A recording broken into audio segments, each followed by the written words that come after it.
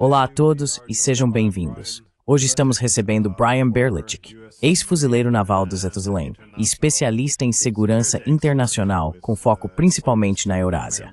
Então seja bem-vindo de volta ao programa. Muito obrigado por receber de volta.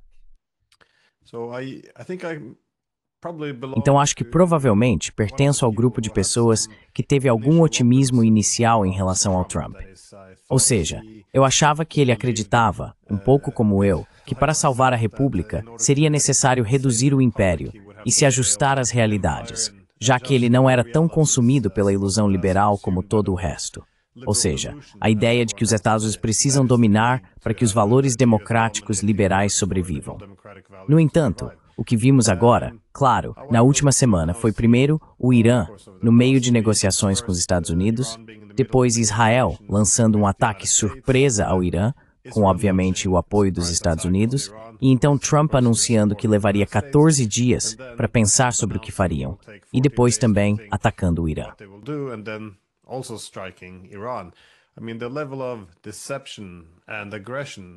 Quero dizer, o nível de engano e agressividade é bastante extremo. Novamente, você é uma das, acho que a principal pessoa que vem alertando o tempo todo que ninguém deveria confiar no Trump, que tudo isso é uma farsa. E infelizmente, acho que você estava certo sobre isso. O que você acha desse ataque agora, hoje? Vi que o Trump fez um discurso. Ele disse que salvou o mundo de uma ameaça iraniana, declarou vitória, um ataque espetacular, as instalações nucleares iranianas foram completamente destruídas. O que você acha dos acontecimentos de hoje?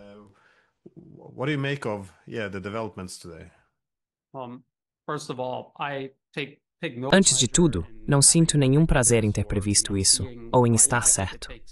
Acho que é preciso coragem e integridade para as pessoas admitirem que foram enganadas. Não é culpa delas. Elas esperavam mudanças muito positivas, eu diria até necessárias, tanto para a política externa dos Estados, quanto em termos de geopolítica em geral. Acho muito importante que as pessoas simplesmente olhem para o que está realmente acontecendo agora e sigam em frente a partir do que vemos acontecer. Ainda vejo as mesmas pessoas que me diziam especificamente que os Estados Unidos nunca atacariam o Irã agora, se contorcendo para explicar por que os Estados Unidos atacaram o Irã e como isso ainda faz parte de algum grande plano para conduzir a paz, o que não é verdade.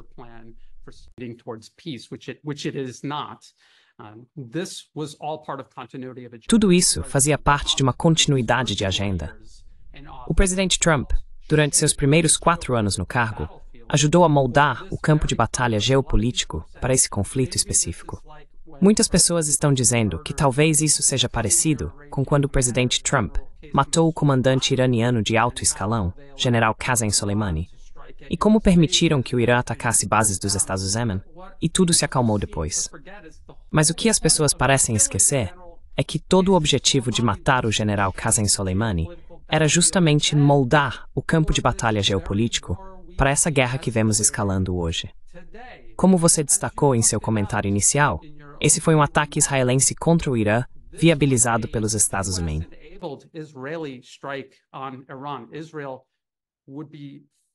Israel seria fisicamente, literalmente incapaz de realizar isso sem o apoio completo e constante dos Estados Unidos. Acho que as pessoas subestimam muito o quanto Israel depende dos Estados Unidos para absolutamente tudo. Todos os seus sistemas de defesa antimísseis, que estão rebatendo as retaliações iranianas, aos ataques contínuos de Israel e agora dos Estados Unidos. Tudo isso foi co-desenvolvido com os Estados Unidos e financiado pelo Congresso americano. Isso não foi uma conquista israelense. Foi algo que os Estados Unidos deram a Israel, junto com todas essas opções ofensivas, que aliás foram feitas sob medida para esta guerra. Não são armas e munições militares de uso geral que eles simplesmente tinham à disposição.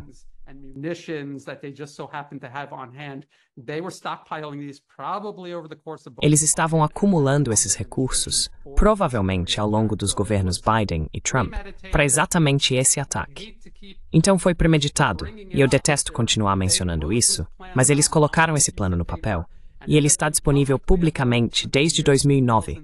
O relatório do Brookings Institution, Which Path to Persia? Options for a New American Strategy Toward Iran, Eu tenho ele aqui. Não é segredo. Não foi vazado. Está disponível publicamente há 16 anos. E eles explicaram tudo explicitamente. Os Estados Unidos buscariam a diplomacia com o Irã para servir de fachada e criar uma negação plausível para um ataque israelense.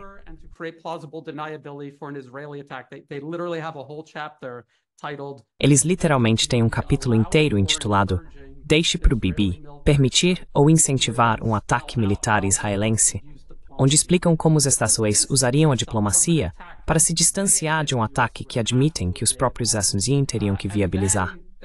E também há um capítulo inteiro sobre ataques aéreos dos Estados Unidos.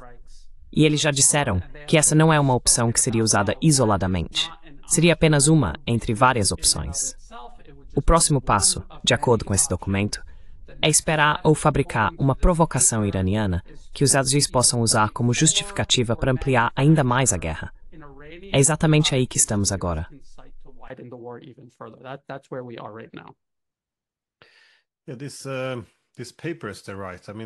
Este artigo está certo. Quero dizer, eles realmente explicam tudo. Isso me lembra um pouco o relatório da Rand Corporation de 2019, onde eles detalham, sabe, como deveríamos enfraquecer a Rússia. E eles fazem isso. Desestabilizar a Belarus, provocar um conflito entre a Armênia e Azerbaijão, enfraquecer a Rússia, instigando ou intensificando o conflito em Donbass. Sim, derrubar a Síria. Quero dizer, um após o outro, eles descrevem o que querem, e então tudo é enquadrado como objetivos estratégicos. Mas então, como você disse, uma vez implementado, tudo é coberto por esse véu liberal de, bem, só queríamos ajudar as pessoas e promover a democracia liberal. Tudo isso. Sim, e agora é a mesma coisa.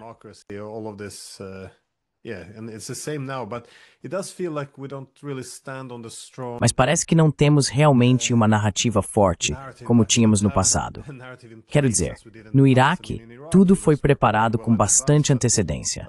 Mas desta vez, vejo os líderes da UE, por exemplo, todos dizendo a mesma coisa. Bem, Israel tem o direito de se defender. O Irã não pode ter uma arma nuclear.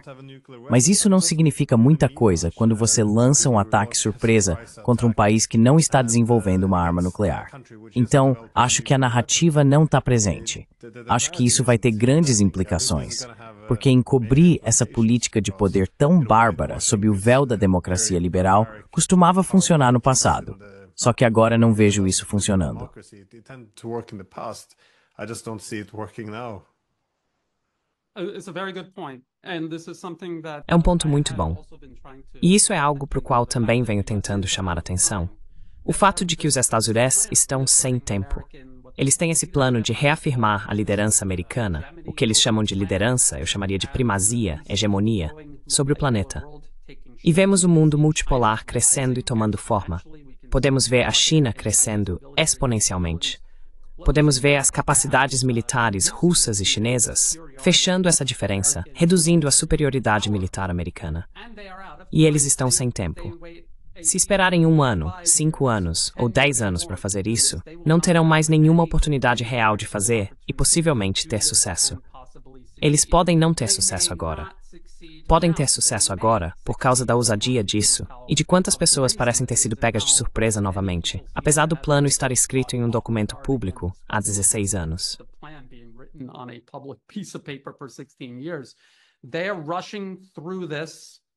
Eles estão apressando isso, porque no próximo ano, ou em 2 anos, vimos o Irã entrar para o BRICS. Vimos linhas ferroviárias sendo construídas entre a China e o Irã, parcerias militares começando a se formar entre o Irã e a Rússia, e a Organização de Cooperação de Xangai. O mundo vê o que os Estados Unidos estão fazendo, o que estão tentando fazer para reafirmar seu poder. Eles estão reagindo, e há um impulso nisso, e os Estados Unidos estão desesperadamente tentando quebrar esse movimento. Então, esteja a narrativa presente ou não, seja extremamente arriscado ou não, eles sentem que é melhor tentar isso agora do que depois. Podemos ver a forma como eles desenharam esse conflito. É Israel na linha de fogo.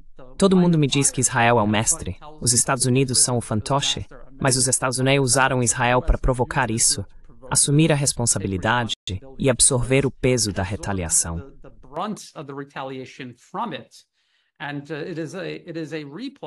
E isso é uma repetição do que os Estados Unidos fizeram com a Rússia através da Ucrânia.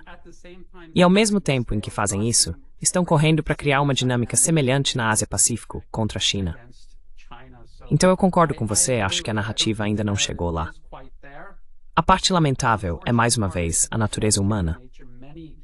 Muitas pessoas que depositaram esperança e confiança no presidente Trump e em sua administração simplesmente não querem admitir que estavam erradas, mesmo que realmente não tenham feito nada de errado. Mas elas se recusam a admitir que estão erradas e, novamente, se contorcem para defender isso e criar espaço e tempo para que os Estados Unidos avancem em mais uma guerra de agressão.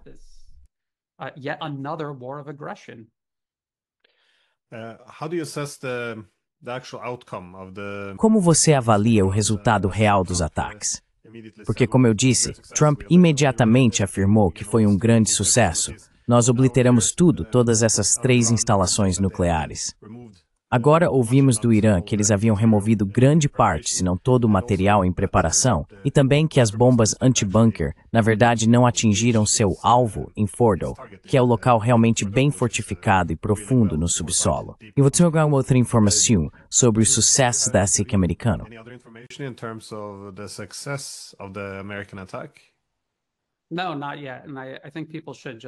Não, ainda não. E acho que as pessoas deveriam apenas esperar e reservar seus julgamentos até que mais informações sejam divulgadas. É claro que ambos os lados vão dizer que seu ataque foi brilhante e bem-sucedido, enquanto o outro lado tende a dizer que não foi, mesmo que tenha sido. Não temos como saber. O que posso dizer é, e novamente, já havia alertado as pessoas de que esse seria o caso.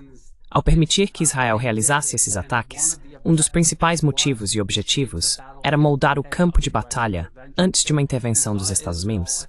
Então vimos Israel atacando as defesas aéreas iranianas, revelando sua capacidade de mísseis balísticos. Talvez não toda, mas agora muito mais dela foi exposta. Isso deu aos Estados Unidos a capacidade de ajustar sua postura militar na região.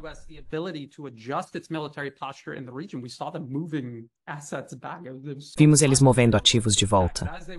Era tão óbvio que eles iam atacar. E enquanto faziam isso, sim, faria sentido para o Irã começar a retirar qualquer coisa de valor daquela instalação. Eu não subestimaria o Irã. Tudo o que os Estados Unidos são capazes de fazer neste momento ainda está diante de uma nação incrivelmente perigosa. O Irã tem um exército extremamente poderoso.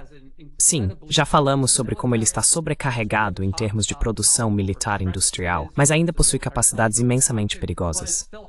Então eu não subestimaria isso. E eu esperaria para ver, antes de superestimar a capacidade do Irã de resistir a esse ataque. Nós simplesmente não sabemos. Não sabemos neste momento. É cedo demais para dizer.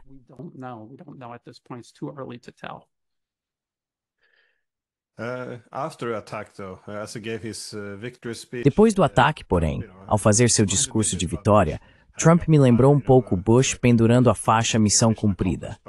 Mas então ele continuou dizendo que agora é o momento para a paz, que o Irã deve voltar às negociações.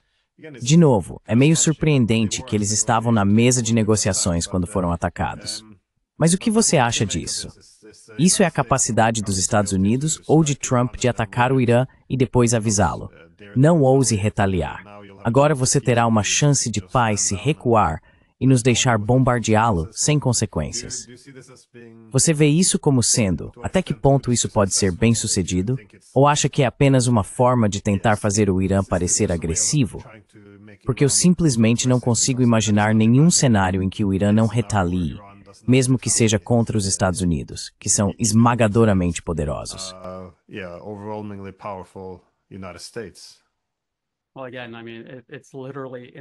Bem, novamente quero dizer, isso está literalmente no plano. Os ataques aéreos têm o objetivo de provocar algum tipo de resposta do Irã.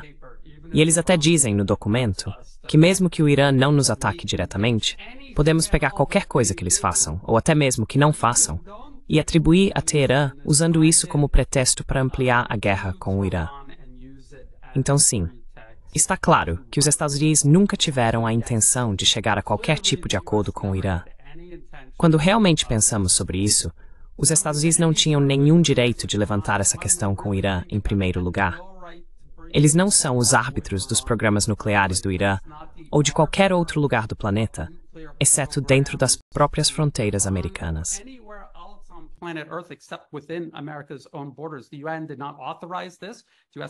A ONU não autorizou isso. Os Estados Unidos não têm o direito de se envolver nisso. Todo o motivo de trazer esse assunto à tona desde o início foi criar um pretexto para mais uma guerra de agressão dos Estados Unidos. E, ironicamente ou não, envolve armas de destruição em massa, uma mentira que os Estados Unidos literalmente contaram sobre o país vizinho do Irã no mapa. Na verdade, eles disseram a mesma coisa sobre a Síria.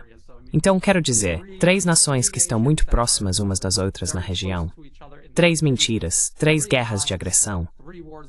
Espero que muito mais americanos comecem a perceber esse padrão.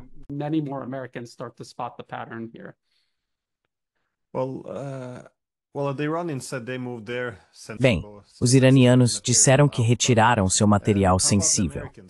Mas e os americanos? Eles se prepararam para uma retaliação iraniana? Quero dizer, quão vulneráveis estão os americanos? Eles têm, se não me engano, cerca de 40 mil soldados na região. Enviaram muitos ativos navais. Na era dos mísseis hipersônicos, quão vulneráveis eles estão? Sei que isso também é um pouco especulativo, já que nunca vimos isso antes. Essas são armas relativamente novas, sendo empregadas em uma guerra tão massiva entre 2 grandes potências como os Estados Unidos e o Irã. Mas quão vulneráveis você avalia que os Estados Unidos estão agora que o Irã parte para sua retaliação?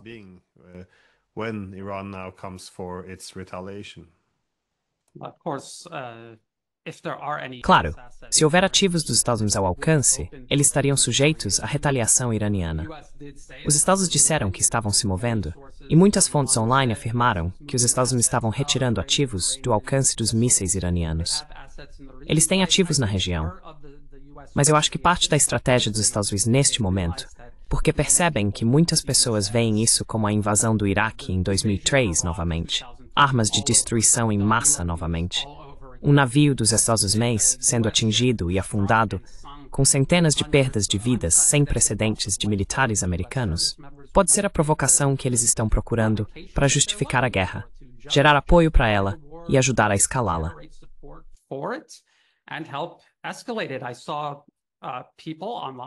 Vi pessoas online, não vou mencionar nomes, primeiro de tudo, culpando o Irã por precipitar esse ataque, não provocado tanto de Israel quanto dos Estados Unidos contra ele. E então disseram que se o Irã revidar, como é seu direito, segundo o direito internacional em legítima defesa, com os Estados Unidos tendo vindo do outro lado do planeta para provocar essa guerra, eles ficariam ao lado das tropas americanas. Então isso é uma possibilidade, e é algo que, obviamente, ressoa com pelo menos algumas pessoas nos Estados Unidos e provavelmente em todo o restante do mundo ocidental.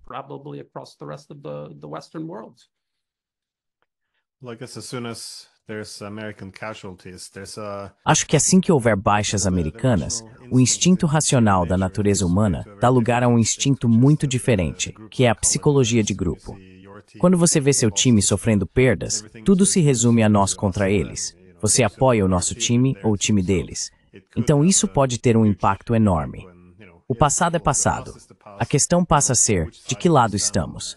Estamos do lado dos ayatollahs ou do mundo liberal democrático? Dá para entender porque muitas pessoas, mesmo aquelas que agora são críticas, apoiariam Trump se o Irã retaliar.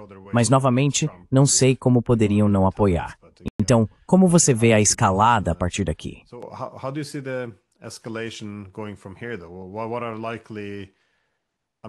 Quais seriam os alvos americanos mais prováveis e qual o potencial de dano que podem causar? Porque há muitas comparações ou paralelos com o Iraque, mas no Iraque, os Estados Unidos tinham um enorme exército terrestre mobilizado. Já o Irã é muito difícil de alcançar. Geograficamente é construído como uma fortaleza, com o mar e as montanhas. Eles têm quase 4 vezes o tamanho territorial do Iraque, o dobro da população. E os Estados Unidos também não têm tropas lá. Até mesmo parte da superioridade técnica que os Estados Unidos tinham sobre o Iraque não se repete em relação ao Irã. Então, quanto sofrimento os Estados Unidos podem impor ao Irã neste momento, considerando que não só os Estados Unidos, mas também seus parceiros da OTAN já enviaram grande parte de suas armas para lutar contra a Rússia?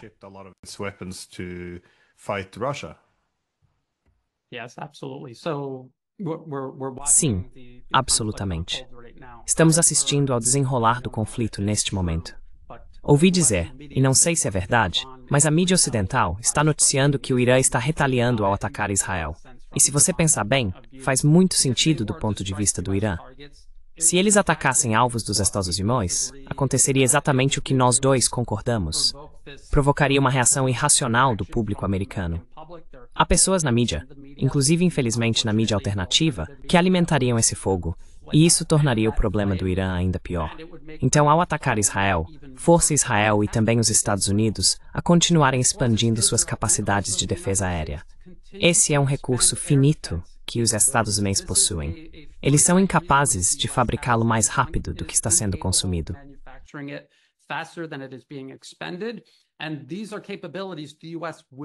E essas são capacidades que os Estados Unidos vão precisar para continuar ou até mesmo escalar o conflito com a Rússia na Ucrânia ou em qualquer outro lugar. É também uma capacidade que os Estados Unidos precisam desesperadamente para provocar qualquer tipo de conflito e ter alguma chance de vencer contra a China na região Ásia-Pacífico.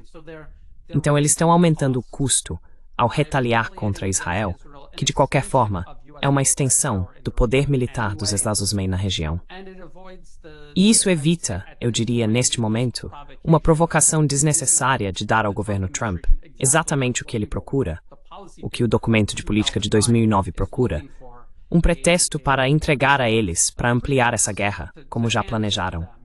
Eles já moveram seus recursos. Se você observar a postura militar dos Estados Unidos no mundo todo, desde o governo Biden, eles vêm ajustando antecipadamente para esse conflito que sempre pretenderam travar contra o Irã.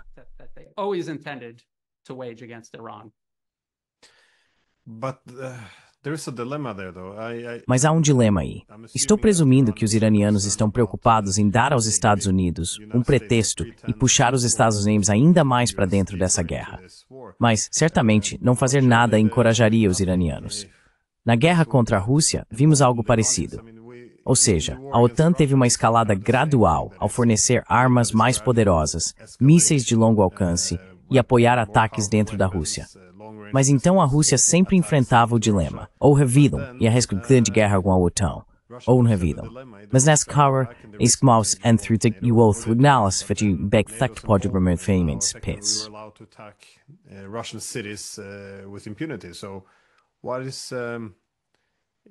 Então, o que é? Eu simplesmente tenho dificuldade em imaginar o Irã disposto a se enfraquecer dessa forma. Seria cauteloso demais, ainda mais agora do que antes da guerra por procuração na Ucrânia, em permitir que seu poder de dissuasão fosse enfraquecido. Então, o que você acha? Eles se limitariam a Israel? Atacariam navios americanos? Iriam atrás de bases americanas nos estados do Golfo? E talvez até mesmo colocariam os estados do Golfo contra eles também? Novamente, muitas conexões. Estabes e o que fosse separações que o ia mandar tenido.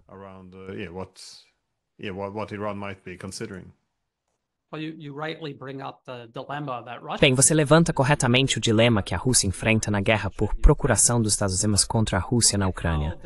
Mas veja como a estratégia deles realmente se desenrolou.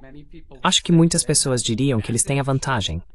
O exército ucraniano está sendo desgastado. O Ocidente coletivo é incapaz de repor as perdas ucranianas. E se continuar no caminho em que está agora, eventualmente o exército ucraniano vai colapsar. E estamos vendo a Rússia tomar mais território agora do que nunca. E eles nem estão tentando conquistar território. Eles estão apenas desgastando os ucranianos e tomando o território que eles estão deixando, do qual estão desaparecendo.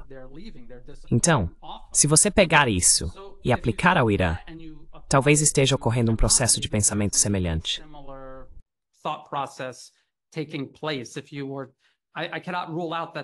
Não posso descartar que eles eventualmente ataquem as forças dos Estados Unidos, mas acho que eles gostariam de deixar claro que os Estados Unidos estão travando uma guerra total contra eles antes de começarem a fazer isso. É uma estratégia muito semelhante à que eles usaram contra Israel, que atacou o Irã repetidamente. A resposta deles tem sido muito comedida e proporcional, e acredito que vão continuar agindo assim. Precisamos nos perguntar, realisticamente, que tipo de dano ataques de mísseis iranianos causariam às instalações dos Estados Unidos em toda a região. Eles já estão tentando atingir instalações militares israelenses. E é difícil dizer qual foi o efeito disso na diminuição do ritmo das operações israelenses contra o Irã.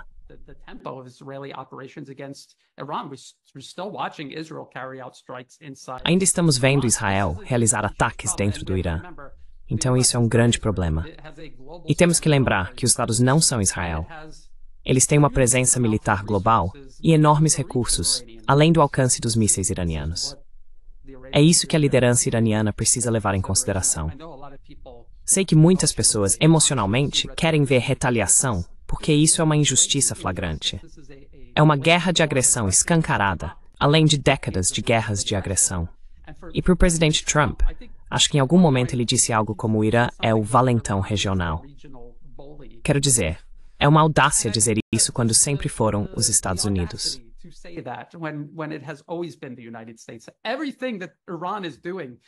Tudo o que o Irã está fazendo. E eu vi pessoas que apoiam o governo Trump, até hoje, dizendo, bem, os iranianos dizem morte à América. Essas pessoas têm consciência do que os Estados Unidos vêm fazendo na região há décadas e décadas.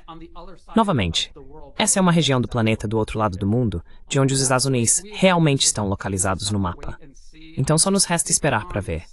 Acho que o Irã ainda, a menos que estejam extremamente fracos e desesperados, acho que eles vão tender mais para paciência. Mas novamente, só nos resta esperar para ver. Eles tiveram muito tempo para pensar sobre isso. Não sei qual será a conclusão final deles.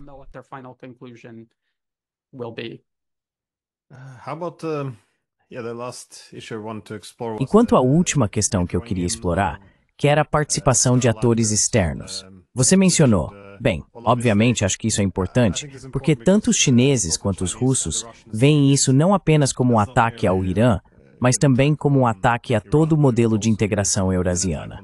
Você mencionou as estradas sendo construídas, os portos, as ferrovias, a interconectividade da região. Então, se conseguirem eliminar o Irã, isso enfraqueceria tanto os russos quanto os chineses. Mas até que ponto você acha que eles poderiam ser envolvidos? Estou presumindo que eles estão fornecendo armas e inteligência. Mas, novamente, isso é só uma suposição. Você vê alguma possibilidade de um envolvimento mais direto?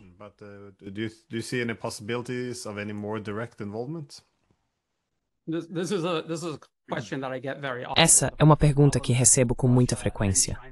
O problema que tanto a Rússia quanto a China enfrentam é que, apesar das alegações dos Estados Unidos de que representam uma ameaça militar global, eles, na verdade, não têm capacidade de projetar poder militar significativo para além de suas fronteiras imediatas. A Rússia tentou fazer isso na Síria e, por causa da guerra travada contra eles na Ucrânia, ficou sobrecarregada e incapaz de se comprometer com os dois fronts ao mesmo tempo. Eles tiveram que tomar uma decisão muito difícil. E se eles não conseguiram sustentar o governo sírio, duvido muito que tenham poder militar suficiente para intervir e fazer uma grande diferença nesse conflito com o Irã.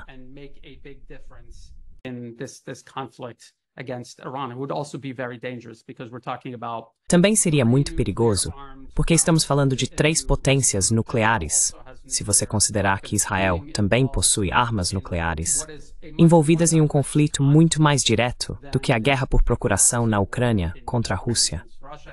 E então a China, claro, é preciso lembrar que a China tem dezenas de milhares de soldados americanos ao longo de toda a sua periferia, nas Filipinas, com uma presença crescente lá, na Coreia do Sul e no Japão.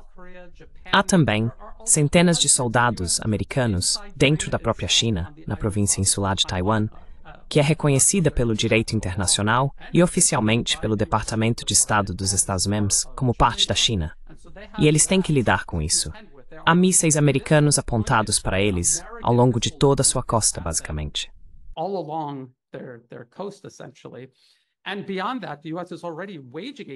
E além disso, os Estados Unidos já estão travando uma espécie de guerra por procuração contra a própria China. A desestabilização de Xinjiang, isso foi há anos. Eles já controlaram essa situação. Há terrorismo contínuo em Baluchistão, no Paquistão, onde estão atacando e matando engenheiros chineses que trabalham em infraestrutura construída em conjunto entre China e Paquistão. Eles até tentaram matar o embaixador chinês no Paquistão. E claro, em Myanmar, que também faz fronteira com a China, assim como o Paquistão, está ocorrendo uma guerra por procuração apoiada pelos Estados, com o objetivo de atingir o governo central de lá. Os terroristas em Myanmar, apoiados e armados pelos Estados Unidos, atacaram repetidamente investimentos chineses e também a infraestrutura da iniciativa Cinturão e Rota.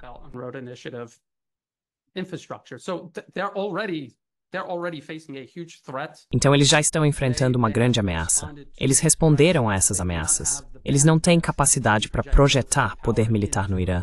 Qualquer ajuda que possam dar ao Irã, eu suponho que já estejam fornecendo. Certamente previram isso, assim como outros também previram. Então espero que tenham se preparado. Obviamente, seria um grande golpe se o Irã fosse derrubado, se uma mudança de regime fosse bem-sucedida e os Estados Unidos criassem um Estado falido lá, isso seria uma grande perda para o multipolarismo. Isso não significa necessariamente o fim, mas seria uma grande perda. E é um lembrete de que nada está garantido. Esta ainda é uma luta crucial e ainda não acabou.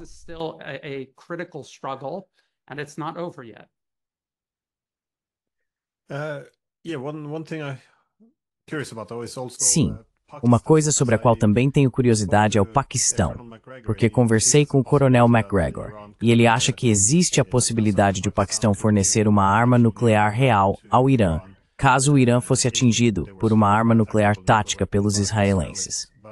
Mas não sei, considerando que eles já tiveram suas tensões e estão longe de serem aliados, fico um pouco cauteloso em assumir isso. Mas há outras coisas que eles poderiam fazer. Eles podem ajudar o Irã a interceptar alguns ataques de mísseis, drones. Você vê a possibilidade de o Paquistão ser envolvido nisso? E de fato eles já usaram uma linguagem forte contra Israel que sugere que poderiam retaliar diretamente com uma arma nuclear. Então isso é só conversa? Ou novamente, tudo é muito nebuloso. Este é um território totalmente novo.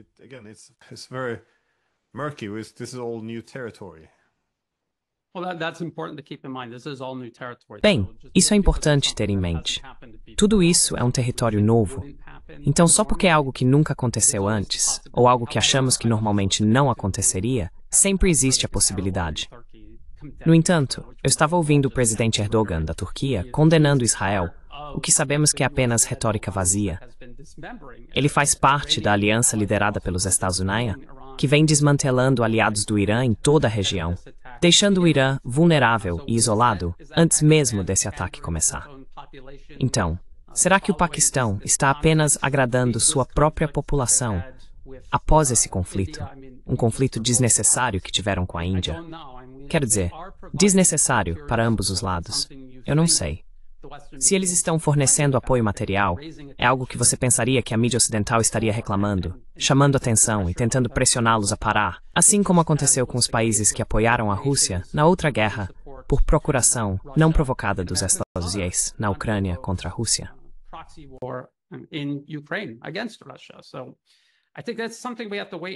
Então acho que isso é algo que precisamos esperar para ver. É possível.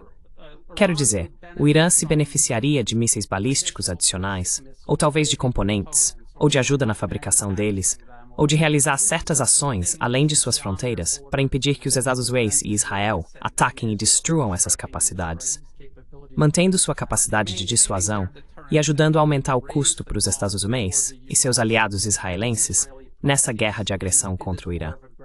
Quero dizer, você pensaria que eles estariam fazendo isso, mas novamente, só nos resta esperar para ver. Muitas pessoas duvidaram que Irã e Coreia do Norte estavam ajudando a Rússia na guerra por procuração dos Estados Unidos contra eles na Ucrânia. Acabou que eles estavam ajudando. Então só nos resta esperar para ver. Acho que é uma possibilidade.